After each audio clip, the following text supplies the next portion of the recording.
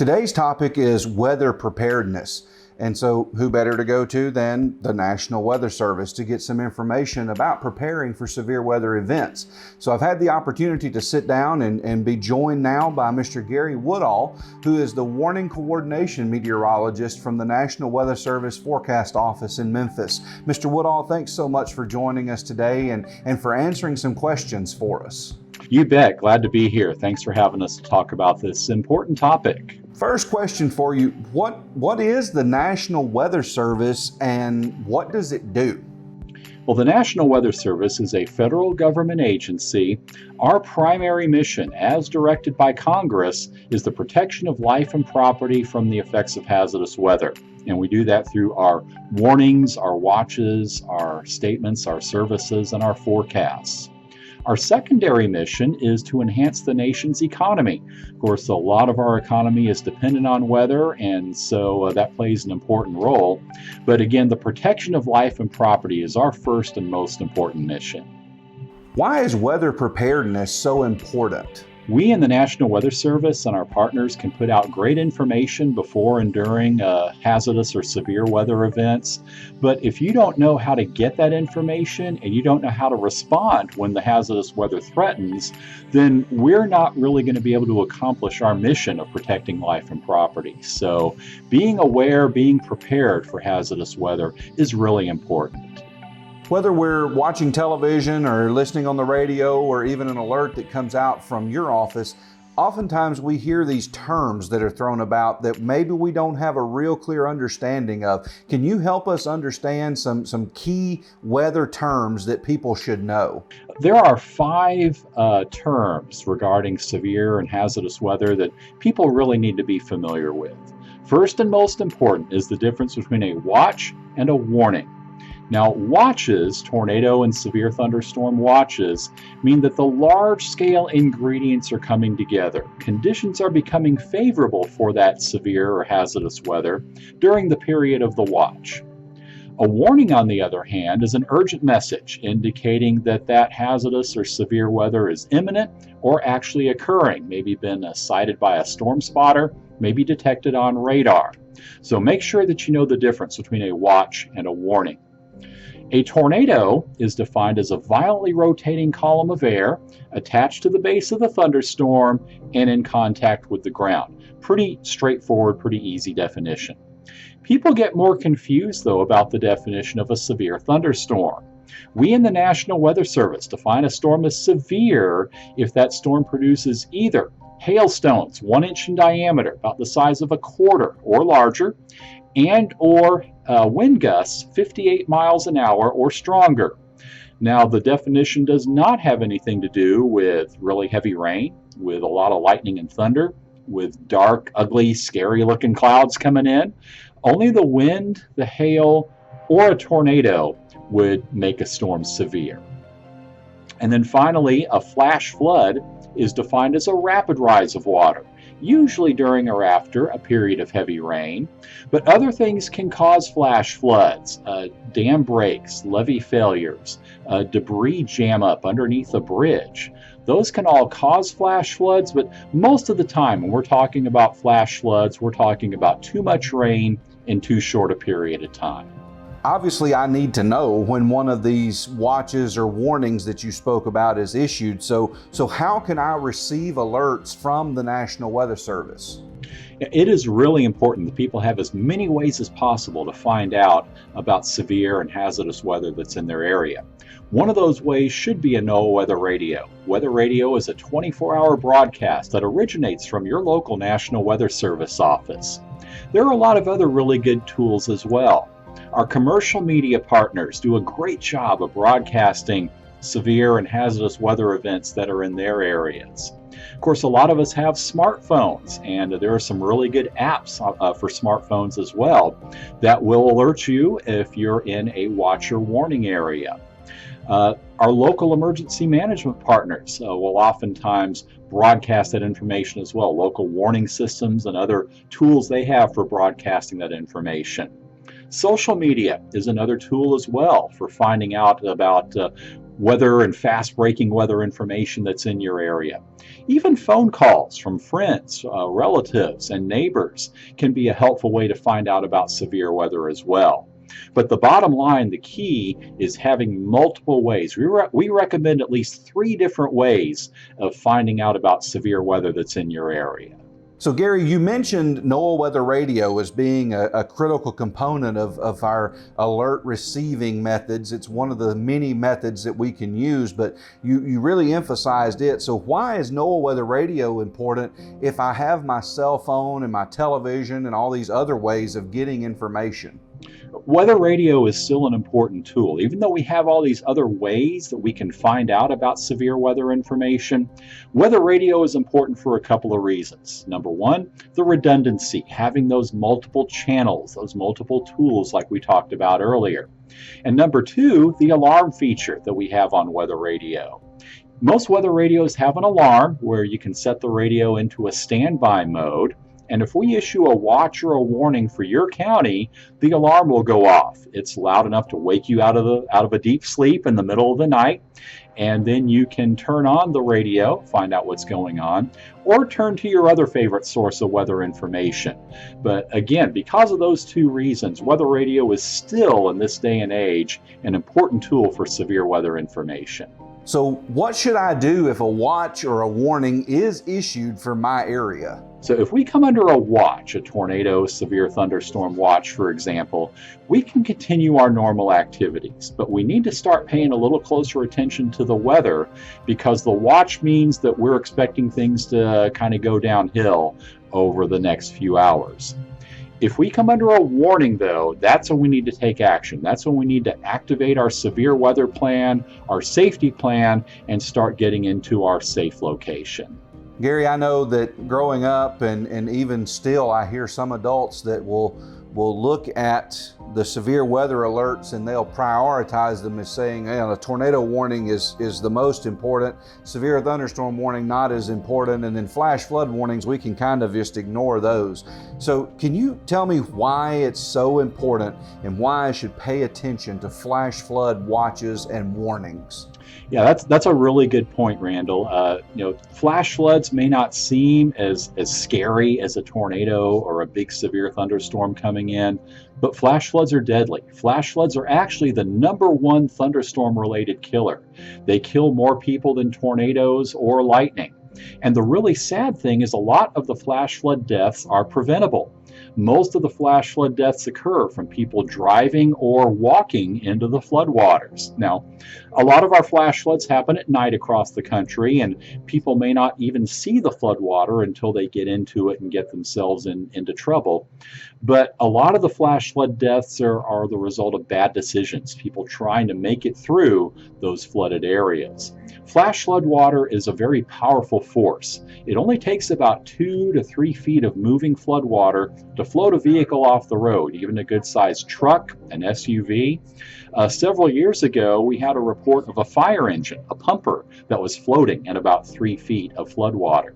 And it only takes about 6 inches of moving water to knock a person off balance, so they may slip and get swept away by the flood waters. So flash flooding is a very deadly force, and it's something we really need to respect when it's occurring. Gary, where should I go to be safe from severe weather? Let's talk about at home or work or school, church, even driving down the road. So where should I go to be safe from severe weather? Yeah, this is really the key. This is really where the rubber meets the road, and as far as defining our severe weather plans. If you are in a tornado warning area, you need to take shelter, and the best shelter is someplace underground, a storm cellar, a basement. If you don't have an underground shelter, though, then what do? Well, the next best option is a small interior room on the lowest floor of your structure.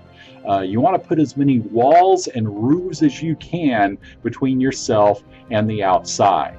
So a interior closet, a hallway, a small windowless bathroom on the ground floor is another good option.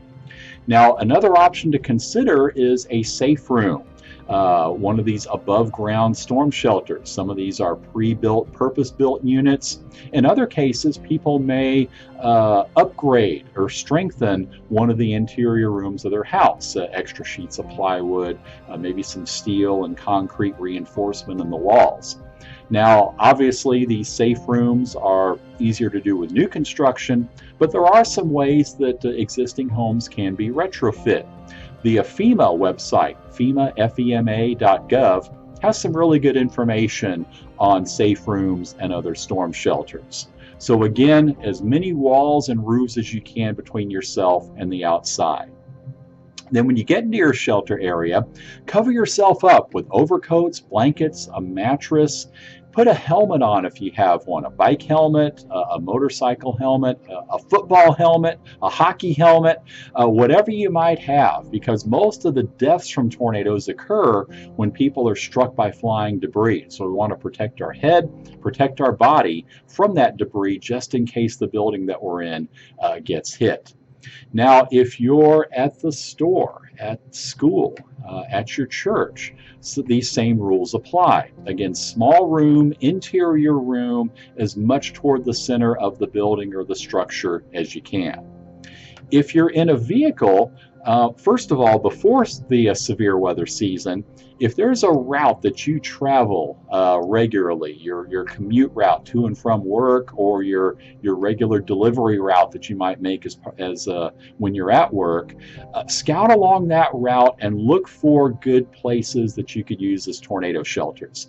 This could be a convenience store, a gas station, a restaurant, some place that you can get into quickly and get back into their small rooms and use those as the safe shelter areas. If you're out in the open, though, in your vehicle and a tornado is threatening, and you can't find one of these shelter areas that you can get to quickly, then don't try to outrun the tornado in your vehicle. Find the lowest spot of ground that you can, a ditch, a culvert, the lowest spot of ground you can find. You need to be careful there, though, because those are going to be the areas subject to flash flooding if that storms bring very heavy rain. So that would not be a good option in those cases. If it's a weak tornado, small tornado, there is some research that suggests that staying in the vehicle, buckling in very tight, taking as much shelter as you can in the vehicle is a way to go. But the bottom line really is that if you're out in the open in a vehicle, you're not going to be in a good shelter location. And please forget about the overpasses. Those are not safe places to be in a tornado.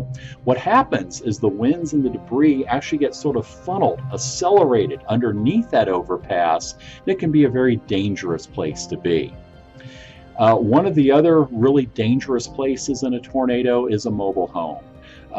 Mobile homes are fine to live in. They are excellent, low-cost, quality ways of life, but we need to have a safer place we can get to if a tornado is approaching. A nearby laundry room, or if you're in a mobile home park, the park's office, again, the laundry facility, the rec room, those might be better locations. If there's a community storm shelter, obviously that's going to be a great place to go. I hear a lot on the news about a tornado's EF rating. So what is the EF scale, and why is that important for me to know? Well, the EF scale, or the Enhanced Fujita scale as its official name, is the scale we use to rate tornadoes. Now, we cannot actually measure in real time the wind speeds of a tornado. Our equipment just won't let us do that. So what we have to do is, after the tornado, we go out and survey the damage. We look at the damage that the tornado caused, the extent, what was damaged, and how severely was it damaged. We then use that information to estimate a wind speed, maximum wind speed for the tornado, and then from there we'll assign the EF scale rating.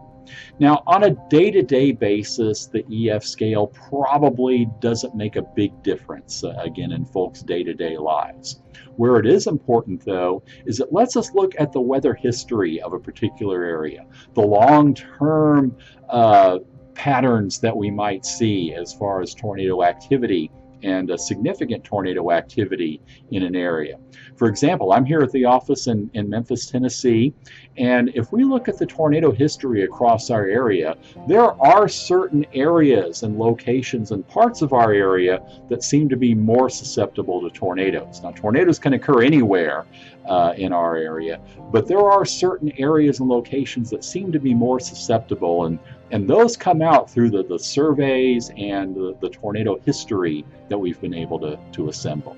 Gary, I want to learn more. How do I learn about the National Weather Service? What sources of information are there for me to learn more about who you are and what you do?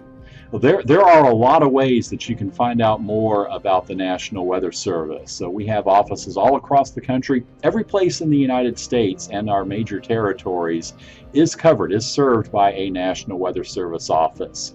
Weather.gov is our primary website. From there, you can actually click on the U.S. map that shows up and get the website for your local forecast office. In addition, we are active on social media, Twitter and Facebook in particular. Our national headquarters and our national centers, such as the National Hurricane Center, Storm Prediction Center, have Twitter and Facebook pages. All of our local forecast offices have Twitter and Facebook pages as well. So you can go there and keep up with the local developments, the local information that your local office and our national centers are putting out as well. Again, really good tools for helping be aware of what's going on. Mr. Gary, thank you so much for sitting down with us today and for answering these questions. Is there anything else that you'd like to add before we say goodbye for the day? Well, again, Randall, thanks for having us on today. And the last thing that I'd really like to emphasize is we need to use this National Preparedness Month of September to get ourselves ready. Now is the time to be either developing your severe weather plan or testing out and tweaking and revising your severe weather plan. Don't wait until the watches and the warnings are flying. Don't wait until the dark clouds and the storms are knocking at your door to figure out what you're going to do. Now is the time to be making and developing and practicing those plans, making sure things are going to work as smoothly as you think they're going to, making sure that your shelter areas are sufficient, making sure that your ways of finding out about severe weather are working and are ready to go. Now is the time to be making those plans. Mr. Gary, thank you so much. I hope you have a wonderful week. Thanks for joining us. Our pleasure, Randall. Thanks again so much for having us, and enjoyed visiting and talking with you, and hope you and yours and everybody keep safe and weather aware. All right, to everyone watching our interview with Mr. Gary Woodall, if you noticed over his right shoulder in the background for his shots was a big plaque on the wall about Weather Ready Nation. Ikanos Emergency Management is very proud to be a Weather Ready Nation ambassador with the National Weather Service. We're partners with them in helping people understand the dangers of severe weather and how to prepare for those so that we can all be safe. Learn more about the Weather Ready Nation by visiting their website at weather.gov or from visiting ikanos.us and clicking on the Weather Ready Nation Ambassador logo at the bottom of the page. Thanks so much for watching, and be weather safe.